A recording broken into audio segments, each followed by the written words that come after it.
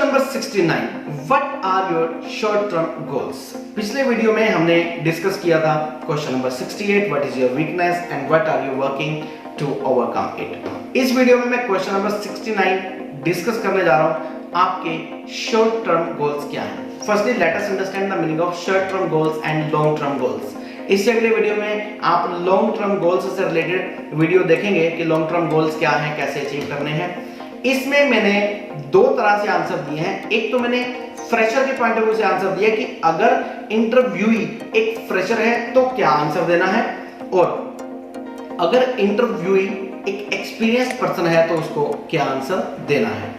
अब short term goals कितने time के हुआ करते हैं? अगर आप पुरानी बुक्स उठाकर कभी भी देखें कॉमर्स से रिलेटेड, तो यू विल फाइंड कि शॉर्ट टर्म गोल्स हमारे आमतौर पे 1 से लेकर 3 साल तक के भी हुआ करते हैं। कुछ शास्त्रों के अकॉर्डिंग, कुछ बुक्स के अकॉर्डिंग, कुछ राइटर्स के अकॉर्डिंग 1 से लेकर 5 साल तक वाले भी शॉर्ट टर्म गोल्स हुआ करते हैं। डिपेंड करता है कि हमारी कंपनी का प्रोडक्ट क्या है।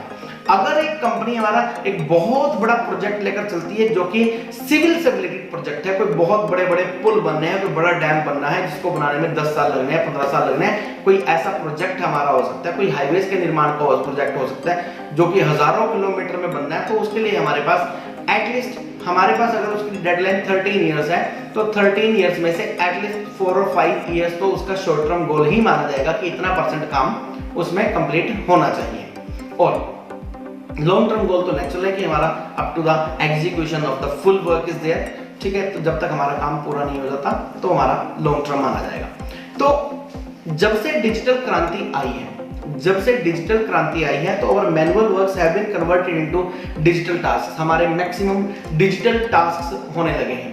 डिजिटल टास्क होने की वजह से हमारा काम जल्दी होने लगा है। जो काम पहले 1 साल में हुआ करता था वो काम आजकल में 2 महीने में भी किया जा सकता है with the help of computer, with the help of internet.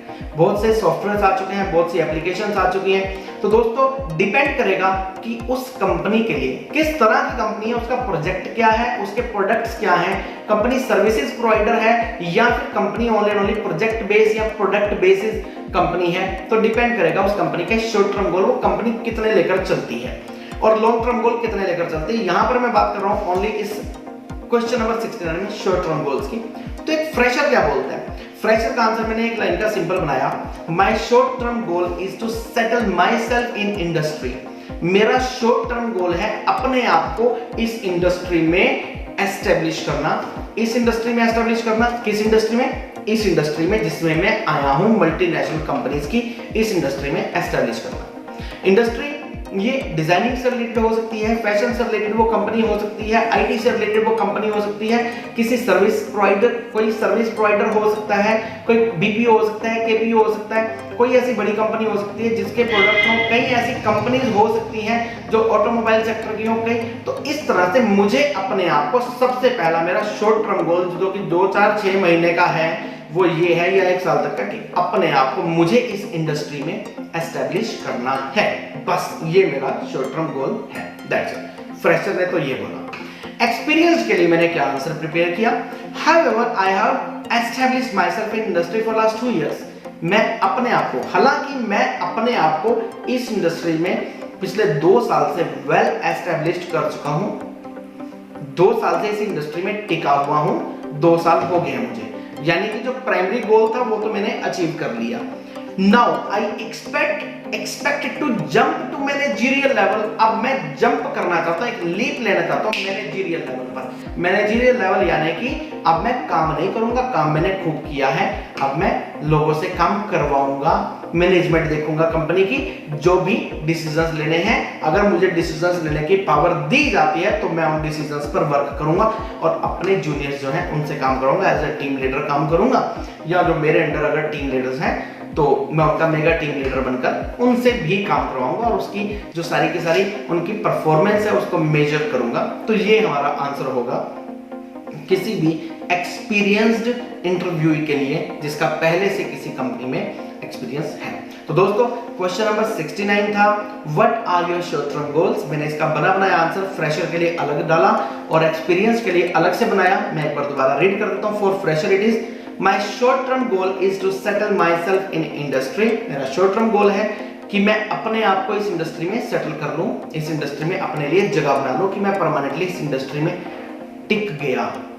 किसी भी इंडस्ट्री में जरूरी नहीं कि आप जाएं और टिक जाएं। बहुत से रीजंस ऐसे हो सकते हैं कि आप बिना टिके उस कंपनी में से वापस आ जाएं। कई बार आप कहीं दूसरी जगह पर जॉब करने के लिए गए और आपको वहां का पानी ही सूट नहीं हो रहा, आप वहां से वापस आ गए, आप उस कंपनी, उस पर्टिकुलर इंडस्ट्री में अपने आप को एस्टेब्लिश नहीं कर पाए, आपकी तबीयत खराब होगी, आप होम सिकनेस से ग्रसित हैं, आप पहुंचते हैं और आपको अपने फैमिली की याद आ जाती है, अपने मम्मी पापा की याद आ जाती है, आप कहते नहीं मैं तो पापा का बिजनेस ही कर लूंगा, मैं नहीं ये काम करूंगा। आपके ऊपर प्रेशर आता है, कंपनी, उस कंपनी में काम करते और आप कहते नहीं नहीं इतना प्रेशर मैं नहीं सहन कर सकता, मैं तो पापा के साथ ही बैठूंगा, मैं पापा के साथ ही काम करूंगा, पापा की इंडस्ट्री को देख लूंगा, पापा के काम को देख लूंगा, पापा के बिजनेस को देखूंगा। नहीं वो ठीक था, पापा बोलते थे कि बिजनेस में बैठ जा, वो ठीक था। तो अपने माइंड से कंफ्यूजन को हटाकर फ्रेशर के लिए कि मेरा शॉर्ट टर्म गोल है अपने आप को इस इंडस्ट्री में सेटल करना। My short term goal is to settle myself in industry. For experience it is, however, I have established myself in industry. मैंने अपने आप को इंडस्ट्री में एस्टेब्लिश कर दिया for last 2 years. Now I expect to jump to managerial level. तो दोस्तों ये था क्वेश्चन नंबर 69।